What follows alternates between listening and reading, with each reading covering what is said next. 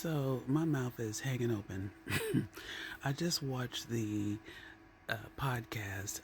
The Gentleman's Page is Runaway Slave. But anyway, he was covering the story about Talia Lowe, the young 18-year-old in Michigan who mysteriously drowned after hanging out with her so-called friends.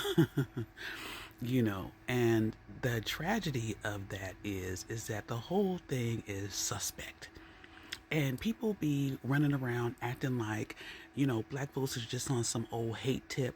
We just hating and we're breeding hate and we're promoting hate and we're doing that. But no, it's not that.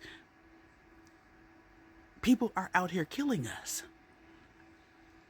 you know, People are dying and that don't need to die. This young girl was 18. Now, these are some people that apparently she knew from school. She's a freshman in college. She's hanging out with these girls, and then somewhere along the way, they decide it's a good idea that we're going to go out at night to the beach and we're going to pick up some other people that she typically probably hadn't even been around.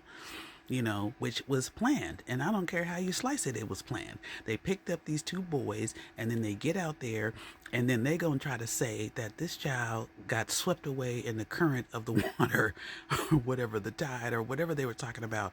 But I was like, they clearly are miseducated on black folks. We don't like cold water. Most 99, you might have 1% that might get out there, but more often than not, we're not getting in cold water.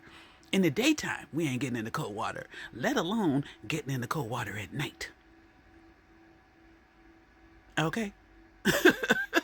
So why they would think that this child would get in the water at night with four people she doesn't, two people she thinks she know, and then these two other people that she don't know, and we gonna go skinny dipping? Is that what they thought? That they could sell that story? We're just gonna be splashing around in the cold Lake Michigan water?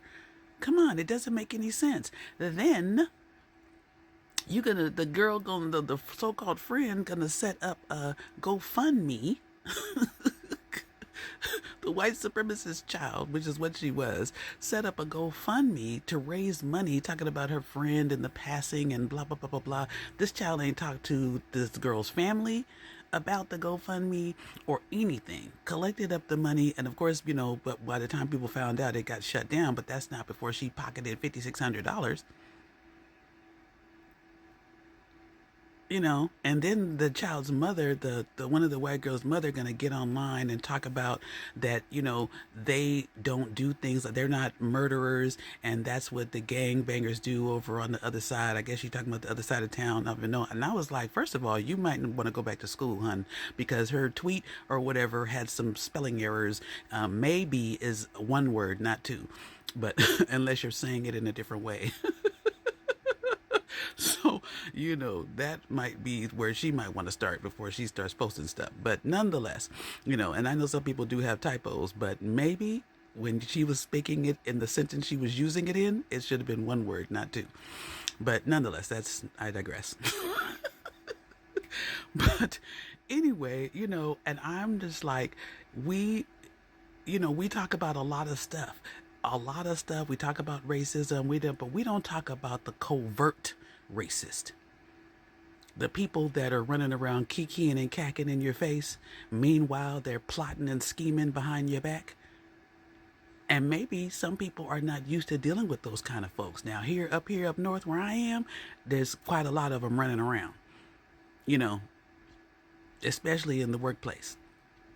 So I'm quite familiar with them. Okay. But they live way out in their little towns.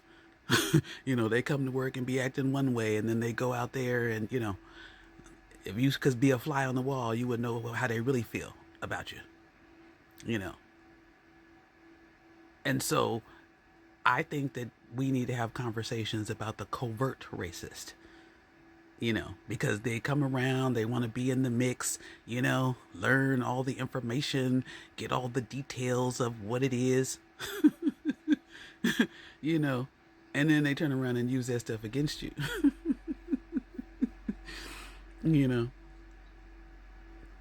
And then meanwhile, they over there plotting, because maybe they mamas or they uncles or they daddies or they grandpas or whoever, they particularly do not like black folks.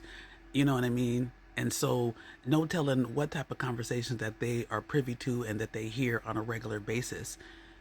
And then they go out and act that stuff out. And then when they out here killing and murdering,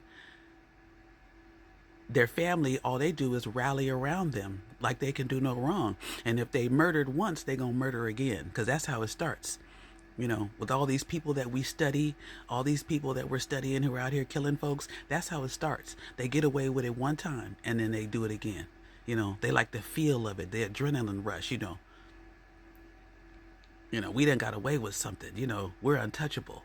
Can't nobody get us. But your parents ain't always gonna be around, boo. Or your uncles, your granddaddies, and all of that.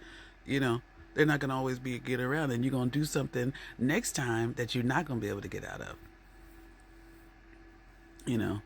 Because people are not gonna keep letting people just keep killing their family members with no recourse and no consequence. People are getting tired of that. So anyway, I just think that it's tragic because that young girl had her whole life ahead of her. She was a freshman in college. She was on her way. And her life is snuffed out by some fools. So anyway, have conversations about the covert white supremacist and racist. Because it's probably somebody that you know.